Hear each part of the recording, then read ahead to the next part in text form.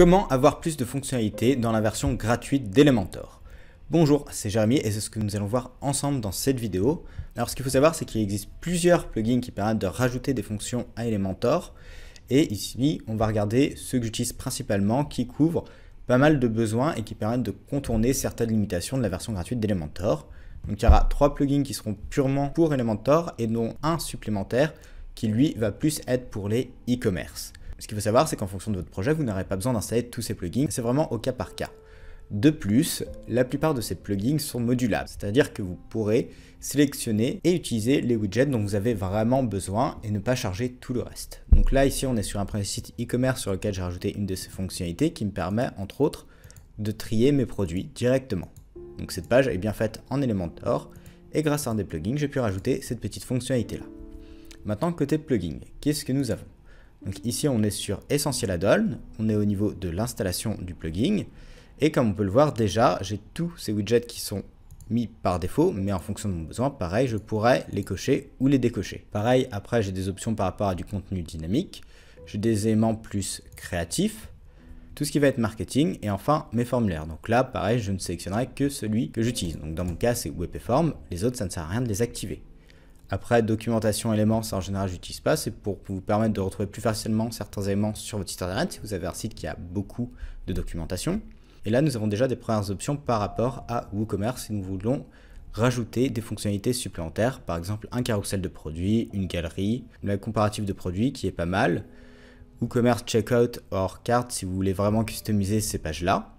Une fois que vous avez sélectionné tous les éléments que vous comptez utiliser, il ne vous restera plus qu'à faire Next. Là, pareil, on peut passer directement. Et ici, on continue de passer. Après, il va essayer de nous proposer d'autres solutions, mais pas besoin. Donc ça, c'était pour une première extension. Après, on va regarder visuellement comment ça se traduit. Les autres extensions, nous avons Premium Add-on for Elementor et Zeus pour Elementor. La dernière extension, elle s'appelle Woolentor, donc c'est celle qui est vraiment liée à WooCommerce.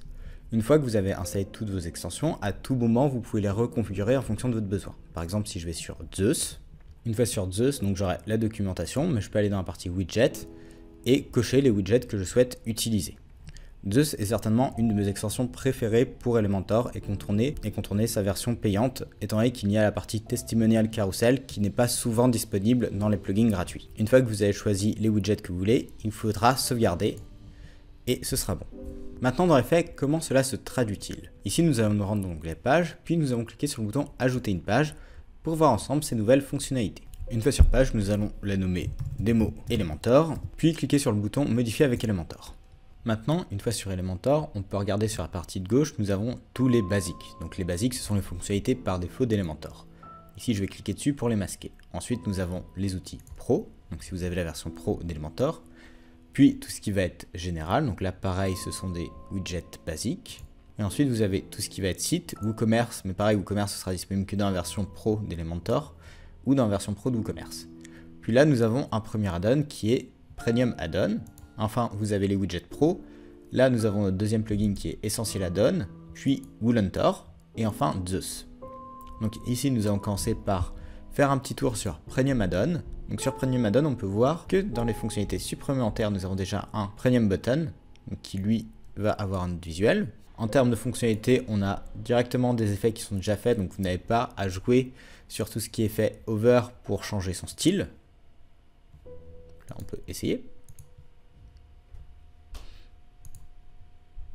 Donc pareil, il y a pas mal de petites animations. Donc déjà là-dessus, on gagne un certain temps quand on veut créer des boutons. Ensuite, vous avez une autre option, le One Click Event.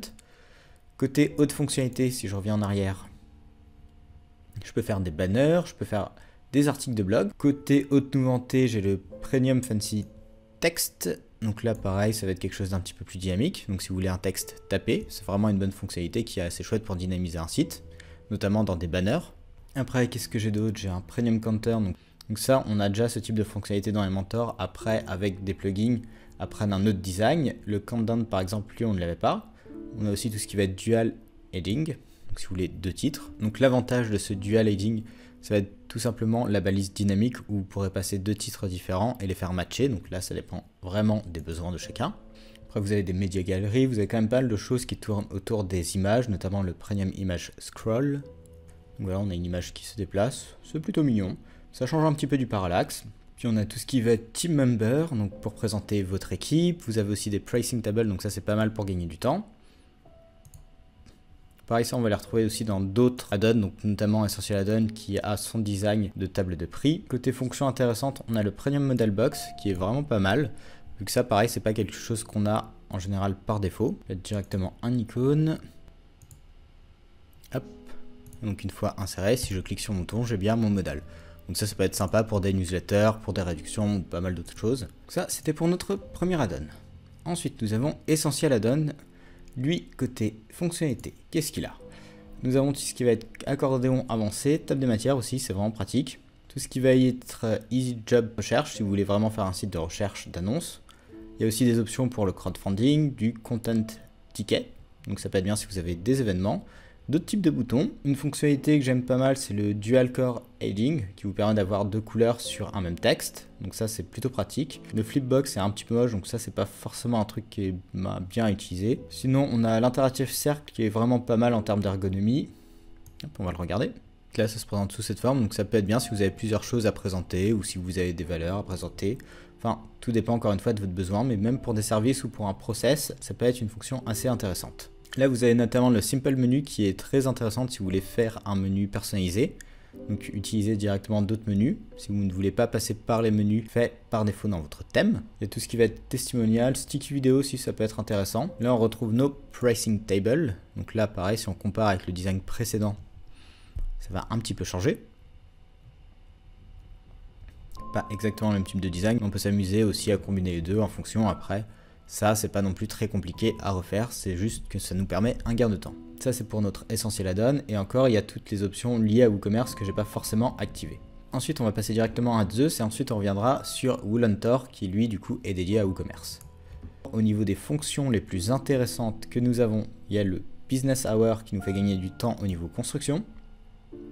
Là, vous aurez directement ce type de construction qui sera faite, donc pas mal en termes de gain de temps. Après, nous avons un circle, un process en cercle.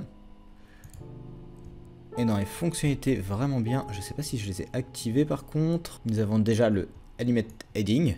Ça, c'est vraiment une fonctionnalité que j'adore pour vraiment dynamiser son site. Ne plus avoir des titres statiques. Donc là, pareil, ce qui a changé, c'est le mot du milieu. Et là, vous pourrez tout customiser directement. Donc ça, c'est vraiment chouette. Pareil, comme dans des headers, c'est vraiment une chouette fonctionnalité pour présenter votre entreprise et vos services. Côté autre fonctionnalité intéressante, on retrouve notre modal aussi. Donc ce qu'on a fait précédemment dans Premium Add-on. On a tout ce qui va être le menu et la navbar qu'on peut mettre aussi en latéral ou en off canvas. Donc si je mets ma navbar ici, donc là j'ai bien une navbar en fait latérale, donc c'est pas mal pour changer aussi le design de votre site. Après ici ce sera mieux de la mettre dans quelque chose, dans un header que vous créez directement avec Elementor. Donc ça c'est pas quelque chose qui est très compliqué à faire, notamment si vous utilisez OceanWP. Je vous ai fait une vidéo pour vous montrer comment faire. Donc avec ce plugin vous pourrez aller encore plus loin dans la construction de votre menu et du coup de votre header. Une fois qu'on a regardé notre navbar latéral, on a quand même pas mal d'options sur la navbar, donc ça c'est cool. On a aussi tout ce qui va être off canvas, donc ça c'est bien, notamment si vous voulez un site beaucoup plus minimaliste. Là, si on reclique dessus, j'ai ma navbar qui arrivera sous cette forme-là. Très bonne fonctionnalité, c'est pour ça que Zeus c'est quand même un de mes add-ons préférés, étant donné qu'il offre quand même pas mal de choses. On a un petit bouton pour remonter en haut de page. Qu'est-ce qu'il y a de marrant? Ah oui, bah voilà. Et là, on en arrive du coup à notre testimonial et surtout notre testimonial carousel. Où là, on retrouve différents styles.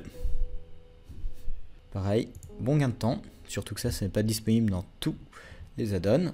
Et enfin, on a directement d'autres fonctionnalités aussi qui sont plus liées à WooCommerce. Et on a le toggle qui est assez pratique, notamment si vous souhaitez vendre des abonnements ou si vous avez différents packs de formules.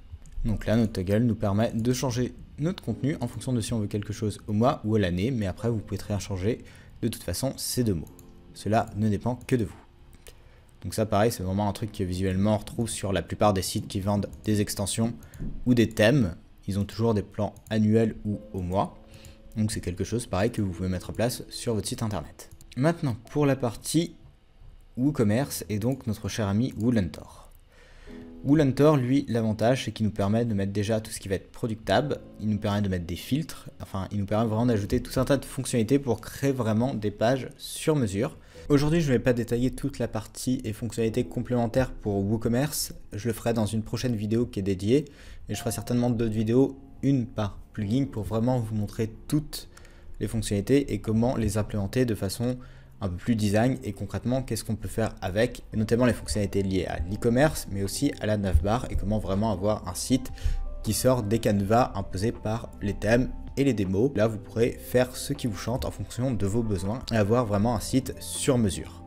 Donc ce sera tout pour cette vidéo, j'espère qu'elle vous sera néanmoins utile et que vous aurez découvert de nouvelles fonctionnalités et que cela vous permettra de vous débloquer sur certaines problématiques.